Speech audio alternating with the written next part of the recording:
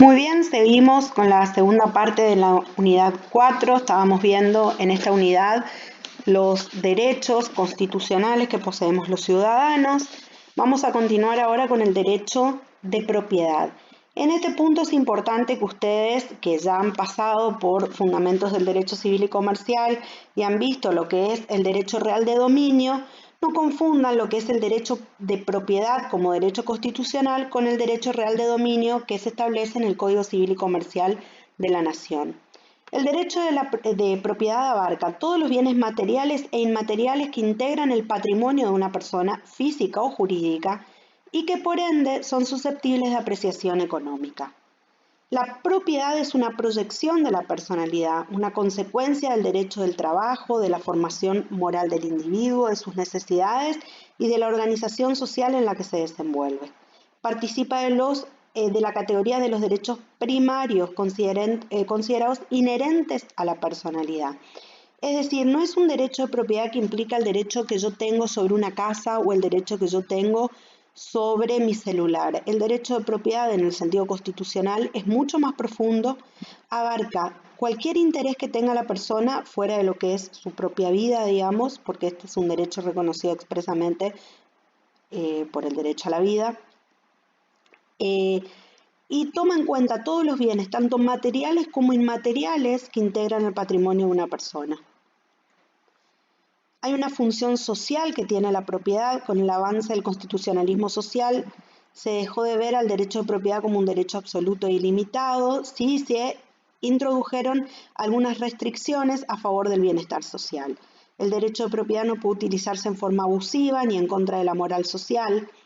Por ejemplo, mi casa es mi casa, pero yo no puedo dentro de mi casa hacer algún evento o ejercer un comercio que esté prohibido por las leyes. El Estado puede imponer cargas al propietario en función del bien común, puede imponer la rebaja de alquileres, establecer impuestos más altos para propiedades más valiosas. Hay una restricción que la vamos a ver en la unidad 13, que tiene que ver con que, por ejemplo, ustedes tengan que tolerar en la vereda de su casa una garita para que haya una parada de colectivo, o que en la pared externa, digamos, de la casa tenga que estar el cartelito con el nombre de la calle, ¿sí? Son restricciones que se establecen en función de el bienestar social. En nuestra Constitución, el derecho de propiedad está consagrado tanto en el artículo 14 como en el 17. El 14 habla de usar y disponer de su propiedad y el 17 establece que la propiedad es inviolable y ningún habitante de la nación puede ser privado de ella, sino en virtud de sentencia fundada en ley. La expropiación por causa de utilidad pública debe ser calificada por ley y previamente indemnizada. Que haya una sentencia judicial por la cual se determine que te pueden quitar tu propiedad, esto implica, por ejemplo, que vos hayas comprado una casa en cuotas y no hayas pagado la cuota, entonces un juez determina que justamente te tengan que quitar la propiedad por falta de pago. La expropiación es cuando el Estado justamente se apropia, pero por una causa de utilidad pública. Esto lo vamos a ver también en la unidad 13, ¿sí? Requiere una declaración de ley, que la ley declare la utilidad pública de ese bien y requiere el pago de una indemnización. Tu autor inventor es propietario exclusivo de su obra, invento o descubrimiento por el término que acuerde la ley que reglamenta este derecho justamente, que hoy estábamos diciendo que hay derechos que necesitan una reglamentación, es la ley de propiedad intelectual. La confiscación de bienes queda borrada para siempre en el Código Penal argentino. Ningún cuerpo armado puede hacer requisiciones ni exigir auxilios de ninguna especie, ¿sí? Esto implica que para que a vos te quiten algo, tiene que haber una sentencia fundada en ley y tiene que haber un juicio previo que permita que uno se defienda y muestre las pruebas y haga justamente el ejercicio de derecho de defensa, ¿sí? Como decíamos, el concepto constitucional de propiedad es amplio, ¿sí? A diferencia del concepto estricto establecido en el Código Civil y Comercial.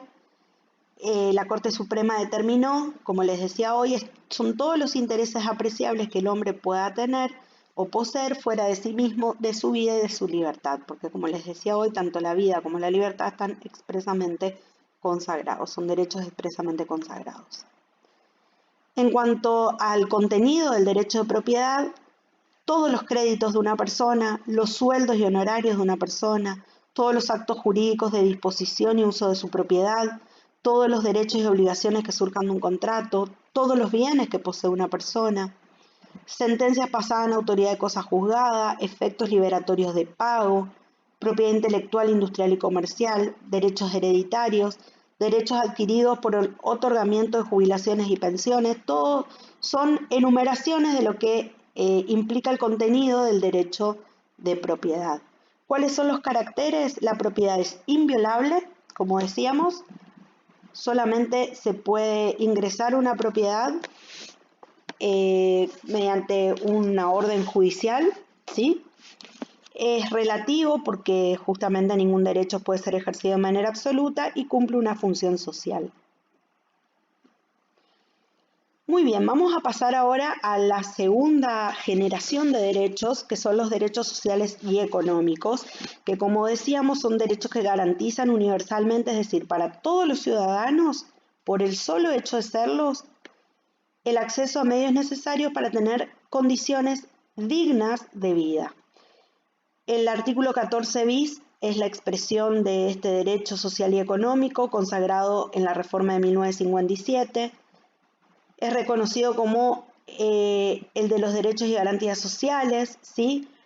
Presupone la existencia de derechos económicos y de derechos sociales y establece garantías básicas para protegerlos. Como decíamos, el artículo 14 bis tiene tres partes. La primera parte habla de las normas del derecho individual del trabajo, la segunda parte de las normas del derecho colectivo del trabajo y la tercera parte de la seguridad social. Se divide básicamente en dos grupos, porque el primer grupo es el del derecho del trabajo y este se divide en individual y colectivo, y el segundo el de la seguridad social. El trabajo en sus diversas formas, dice el artículo 14 bis, gozará de la protección de las leyes que asegurarán al trabajador. Condiciones dignas y equitativas de labor se refiere a las condiciones del lugar de trabajo, se llama ergonomía actualmente, ¿sí? Donde se realiza el trabajo con comodidad, higiene, salubridad y seguridad, y por otro lado exige que todos en un mismo lugar gocen de las mismas condiciones. Esto tiene que ver también con el derecho a la igualdad. La jornada limitada, que implica que hay una jornada de 8 horas de trabajo, 8 horas de descanso, se supone que 8 horas de distracción. Esto actualmente la propia ley de contrato de trabajo prevé que puedan haber horas extras, pero esas horas extras deben ser pagadas y nunca deben ser abusivas. También la jornada, si bien se entiende que se establecen 8 horas, hay profesiones que requieren que se haga de una manera diferente, como por ejemplo los trabajadores de la seguridad, lo que son de vigilancia, tienen un sistema diferente de trabajo. Por ejemplo, tienen cada 12 horas los turnos y tienen otras medidas de descanso. Pero siempre lo que se tiene que respetar es que haya una limitación en la jornada y que haya un descanso respecto a esa jornada. Descanso y vacaciones pagos. De no existir esta norma, el trabajador carecería de descanso y de vacaciones. Claro que debería continuar trabajando porque si no trabaja no cobra. Entonces, para poder garantizarle el descanso y las vacaciones pagas, se reconoce este derecho constitucional. Retribución justa. La justicia de la retribución dependerá del trabajo realizado, ¿sí? La magnitud económica de la empresa, la utilidad que tenga ese trabajo en relación a la misma, las funciones que cumple, porque depende de la responsabilidad. Por eso recordemos siempre esto en relación al artículo 16 y la interpretación que la Corte Suprema de Justicia hace en relación a la igualdad, que es igualdad para quienes se encuentran en igualdad de condiciones. Por eso existen inclusive en los convenios colectivos de trabajo categorías según las funciones que cumple el trabajador y según la responsabilidad que implica esa función. Entonces la categoría A cobra de una manera, categoría B cobra de otra, etc. El salario mínimo vital y móvil. Mínimo significa que es la menor remuneración que debe percibir el trabajador sin cargas de familia por su jornada laboral, es decir, lo mínimo que debe percibir sin que le sean disminuidos de su salario todo lo que tenga que ver con las cargas familiares, el pago de sindicato, el pago de seguridad social, etcétera, etcétera. Vital quiere decir que debe asegurarle al trabajador la satisfacción de sus necesidades básicas, esto es alimentación adecuada, vivienda digna, educación, vestuario, asistencia de salud, transporte, esparcimiento, vacaciones y cobertura previsional. Y móvil implica que debe ajustarse periódicamente de acuerdo a las variaciones del costo de vida. El salario mínimo vital y móvil es establecido por el Consejo de Salario, que depende del Ministerio de Trabajo de la Nación y va variando según el costo de vida. Igual remuneración por igual tarea es el principio, decíamos, del artículo 16, pero aplicado a las relaciones laborales. Si bien la igualdad no es absoluta, las diferencias deben ser siempre razonables. Esto es lo que explicábamos hoy de lo que es la discriminación, pero una discriminación legal y razonable por la diferente función y por la diferente responsabilidad que cada trabajador pueda tener en su tarea. Participación en las ganancias, control de la producción y colaboración en la dirección. Esta disposición nunca se ha reglamentado ni se ha llevado a la práctica, por lo menos en forma genérica. ¿Sí? Los trabajadores no tienen participación en las ganancias ni control en la producción y menos colaboración en la dirección de la empresa. Protección contra el despido arbitrario. La ley de contrato de trabajo expresamente establece cuáles son las indemnizaciones que debe abonar el empleador que despide arbitrariamente a un trabajador. ¿Sí? El empleador puede despedir al trabajador aún sin justa causa, pero debe indemnizarlo, ¿sí? De acuerdo a la ley, según la antigüedad, y ustedes van a ver el año que viene en el derecho del trabajo cómo son las indemnizaciones establecidas por ley, ¿sí? La estabilidad del empleado público, cuando el empleador es el Estado, tampoco puede despedir a sus trabajadores sin justa causa, ¿sí? Aunque los indemnice, siempre debe haber lo que se denomina un sumario administrativo, en el cual mediante ese sumario se van a aprobar las causas que la propia reglamentación establece para que los empleados públicos puedan ser despedidos. Esto lo pueden ver a nivel provincial. No me estoy acordando ahora del número de la ley porque han cambiado, pero era la 2017, que era la ley del empleado público en la provincia, y se establecen cuáles son las causas de exoneración, de cesantía, etcétera, etcétera. Esta es la segunda parte del artículo 14 bis, ya habla de los derechos no individuales, sino de los derechos colectivos del trabajo. Establece la organización sindical libre y democrática, reconocida por una simple inscripción en un registro especial. Reconoce que los trabajadores pueden organizarse en sindicatos, sí, que son organizaciones que agrupan a los trabajadores según las especialidades y que los representan en sus intereses comunes, como por ejemplo la negociación de los convenios colectivos. ¿Qué son los convenios colectivos de trabajo? Son acuerdos, como su propio nombre le dice, convenios que hacen los sindicatos o los gremios en general con las cámaras empresariales.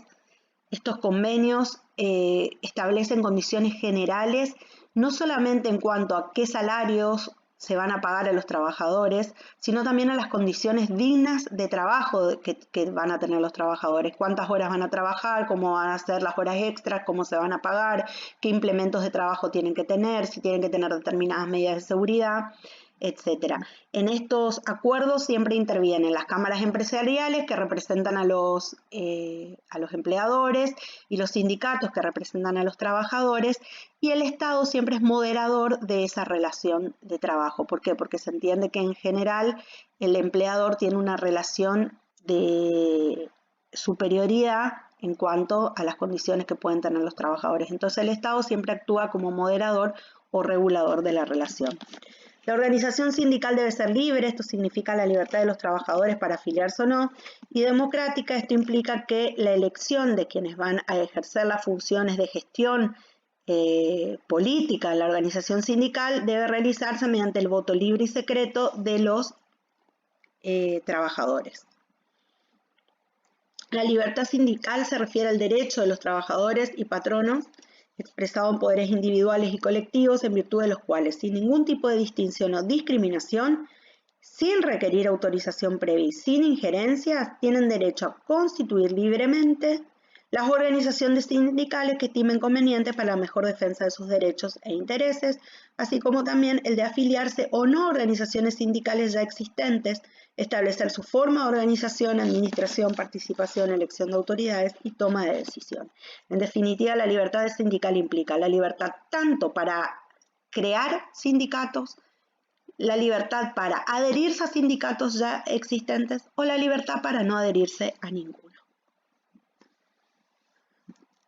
El artículo 14 bis establece que queda garantizado a los gremios concertar convenios colectivos de trabajo, que como les decía son los contratos que se celebran en forma colectiva entre el gremio y la asociación patronal correspondiente, obligan a todos los trabajadores del gremio, estén afiliados o no, y establecen las pautas que deben observarse en los contratos individuales de ese gremio, ¿sí? Remuneraciones, condiciones de trabajo, lo que les estaba explicando anteriormente. También recurrir a la conciliación y arbitraje, estos son medios pacíficos para resolver conflictos laborales, antes de recurrir al ejercicio del derecho de huelga. Tanto la conciliación como el arbitraje se llevan a cabo ante el Ministerio de Trabajo porque les decía que el Estado siempre actúa de moderador entre las relaciones, de moderador en las relaciones entre la patronal y los trabajadores. En la conciliación se trata de acercar a las partes en sus pretensiones y en el arbitraje el Ministerio directamente actúa como árbitro y dirime el conflicto, ¿sí? Es como un tercero ajeno y dirime el conflicto. Tras esto queda abierta la vía del derecho de huelga. Si no se llega después de todos estos pasos a una conciliación, entonces queda libre, expedito el derecho de huelga. Justamente el derecho de huelga es la paralización del trabajo que los trabajadores emplean como un medio de presión para lograr ya sea mejoras en su trabajo o para que se reconozcan ciertos derechos y pretensiones que estaban siendo desconocidos o para que se cumplan normas de las convenciones colectivas de trabajo. Para que no dé lugar a abusos está reglamentado por las leyes laborales. O sea, no todo derecho de huelga se ejerce de forma legal. Hay huelgas legales y huelgas ilegales. ¿Qué es la huelga? Como decíamos, es la suspensión o abstención colectiva y temporal de la prestación de trabajo, concertada por la asociación dotada de personería gremial a fin de presionar y convencer a los empleadores sobre la conservación, obtención o modificación de determinadas condiciones laborales, siempre en procura de beneficios para los trabajadores.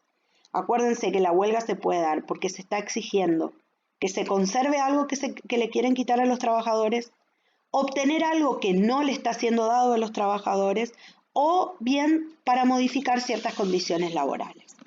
El ejercicio de derecho de huelga debe ser pacífico, la huelga no implica ningún tipo de violencia.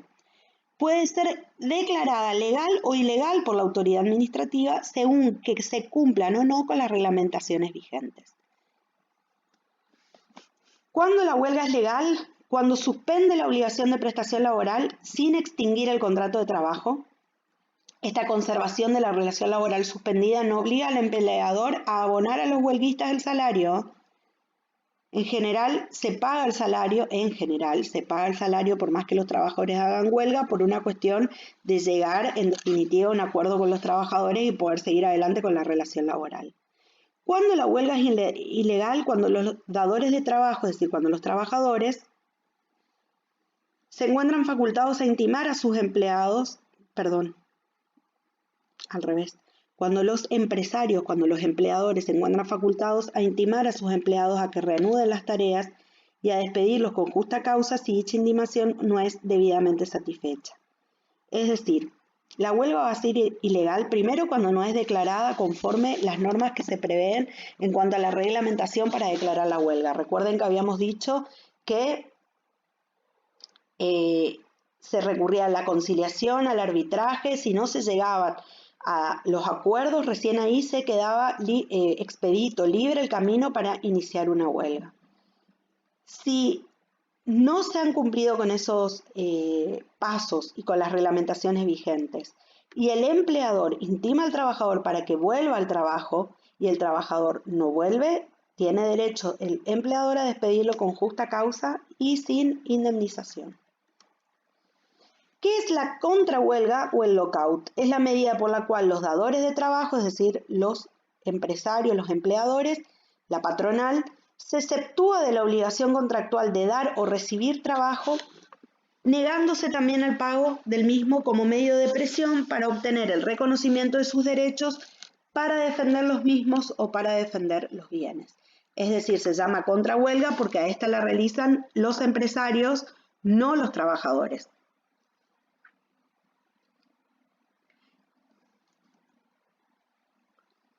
En cuanto a la representación gremial, es importante que quienes van a ejercer la representación gremial gocen de las garantías necesarias para el cumplimiento de su gestión sindical y las relacionadas con la estabilidad de su empleo. Es decir, el representante gremial debe ser respetado en el trabajo que él estaba ejerciendo y se le guarda ese trabajo hasta tanto termine su gestión sindical. En cuanto a la tercera parte del artículo 14 bis, decíamos que habla sobre las normas de la seguridad social. Acuérdense que la seguridad social tiene que ver con la protección de las contingencias que puede tener un trabajador durante su vida. El Estado otorgará los beneficios de la seguridad social que tendrá carácter integral e irrenunciable. En especial, la ley establecerá el seguro social obligatorio. Este seguro social obligatorio debe estar a cargo de entidades nacionales o provinciales con autonomía económica y financiera, no puede existir superposición de aportes y dichas entidades deben ser administradas por los interesados con participación del Estado provincial según los casos. ¿Sí? Una persona no puede ser obligada a aportar a un seguro nacional y a un seguro provincial porque sería una doble imposición. ¿Sí? Jubilaciones y pensiones móviles se llama jubilación al haber que percibe un individuo después de haber cumplido un cierto número de años. Pensión es el haber que perciben ciertos familiares del jubilado fallecido. Igual que el salario, ambos deben ser móviles. Entonces, la jubilación es lo que recibe una persona, no solamente luego de haber trabajado una determinada cantidad de años, sino también puede ser luego de que haya cumplido cierta edad. Y si una persona cumplió, por ejemplo, 60 años las mujeres o 65 los hombres, y no han aportado los años requeridos por la reglamentación, pueden jubilarse y una vez jubilados, cuando el Estado le abona la jubilación, se le hace una quita para que puedan complementar o completar los años que le faltó de aporte. ¿Sí? Y la pensión es la que recibe el cónyuge superstite, el cónyuge que queda vivo o bien un familiar directo que tenga alguna incapacidad del jubilado que ha fallecido. Como ese jubilado falleció y ya no cobra su jubilación, ese monto queda en concepto de pensión para el cónyuge que ha quedado vivo o para un familiar, les decía, que tenga alguna incapacidad específica. Protección integral de la familia. Se procura mantener a la familia como núcleo integrado y estable en el cual los padres ejerzan con eficacia la patria potestad y puedan proveer a sus hijos de lo necesario para su desarrollo físico, psíquico, intelectual y moral. Así encontramos la asignación universal por hijos o bien el salario familiar, que es una ayuda económica a los trabajadores para situaciones como por ejemplo, al tener hijos se tienen más gastos, como el inicio escolar, entonces se paga la ayuda escolar anual,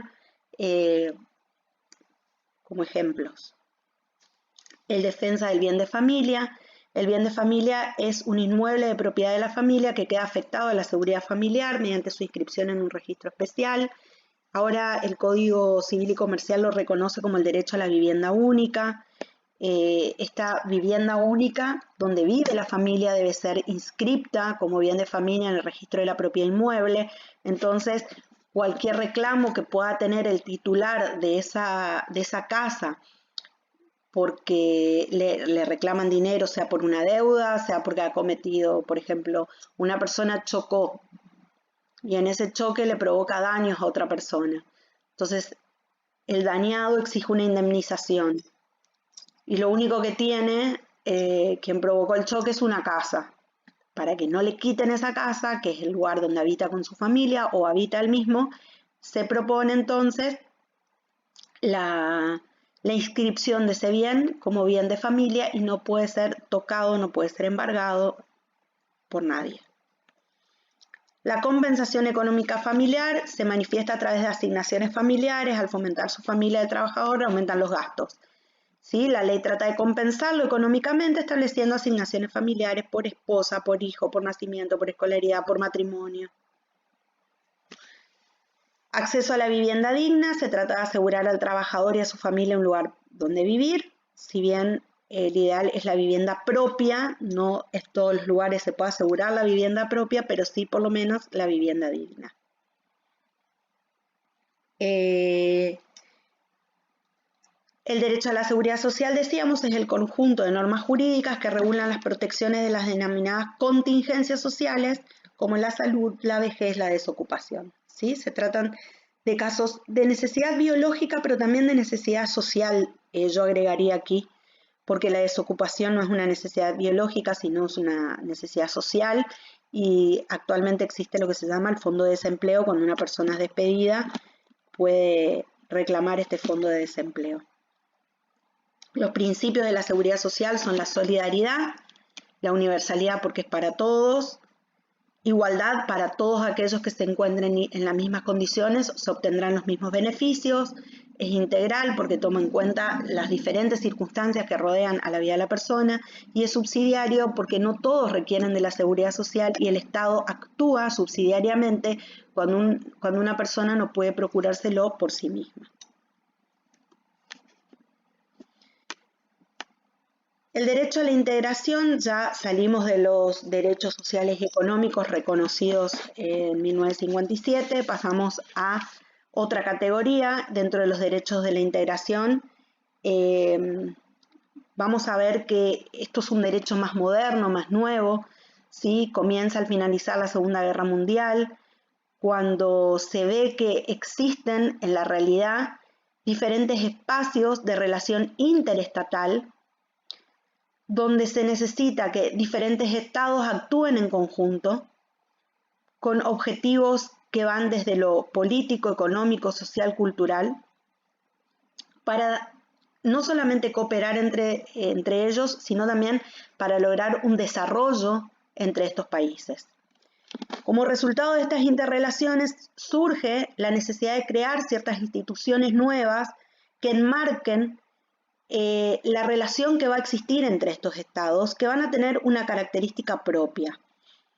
Y nace así o se reconoce de esta manera, no nace así porque el derecho internacional público ha nacido mucho antes, pero son situaciones que,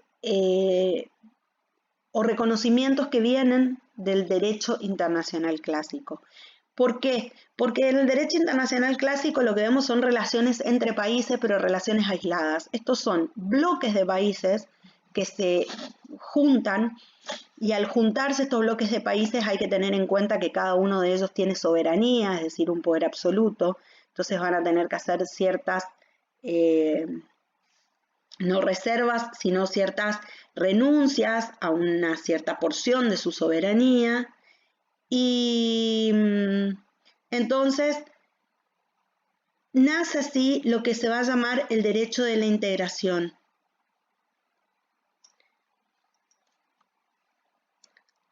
La integración es un fenómeno de carácter pluridimensional, plurifacético, globalizante, típico del siglo XX, que tiene la virtualidad de incidir no solo en lo económico, sino también en lo social, en lo político, en lo jurídico y en lo cultural.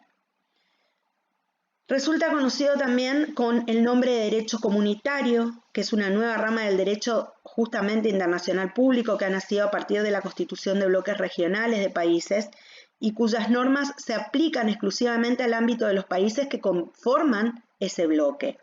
Como ejemplo tenemos el Mercosur, la Unión Económica Europea, el NAFTA.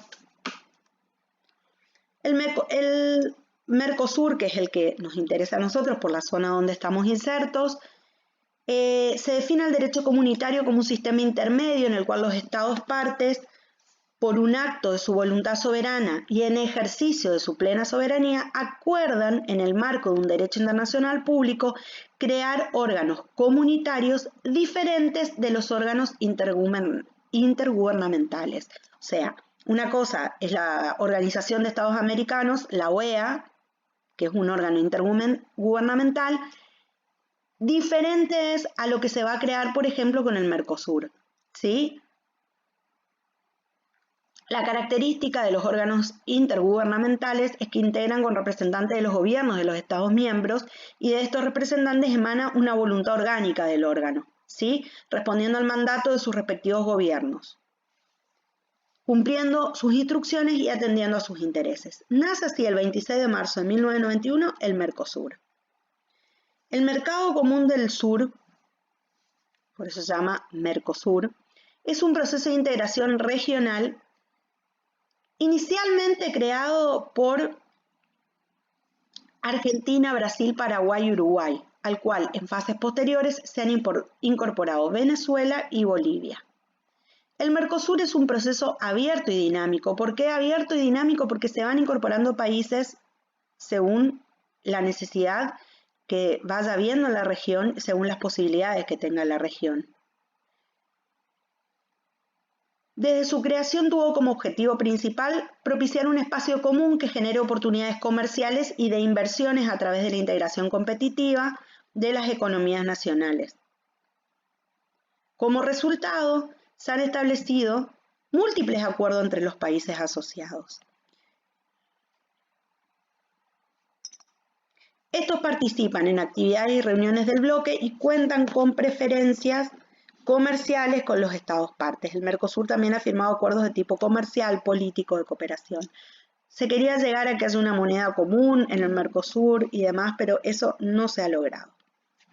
El Parlasur es el Parlamento del Mercosur, conocido también como, Parlasur, que es una asamblea parlamentaria que funciona como órgano deliberativo del Mercosur, bloque regional constituido por Argentina, Brasil, Paraguay, Uruguay, Venezuela y más recientemente Bolivia. Fue creado legalmente el 9 de diciembre de 2005 y comenzó a funcionar el 7 de mayo del 2007. Bueno, ahí están cómo se conforma en este momento el Mercosur, ¿sí?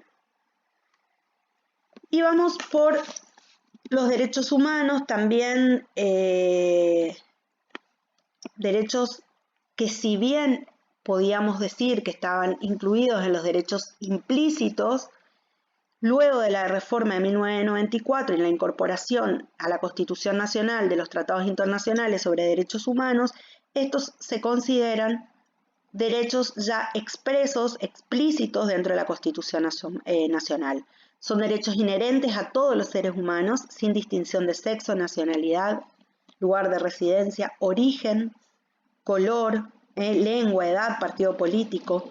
Todos tenemos los mismos derechos humanos sin discriminación. Acá no se aplica las diferencias porque todos los habitantes no, todos los seres humanos tenemos los mismos derechos humanos. Acá no hay ningún tipo de discriminación, ni siquiera racional. Muy bien, espero que hayan comprendido la unidad. Si no es así, les recuerdo nuevamente que tienen la libertad de preguntar las veces que sean necesarias, que yo voy a tratar dentro de mis posibilidades de explicar todo lo que pueda. Que tengan un lindo día.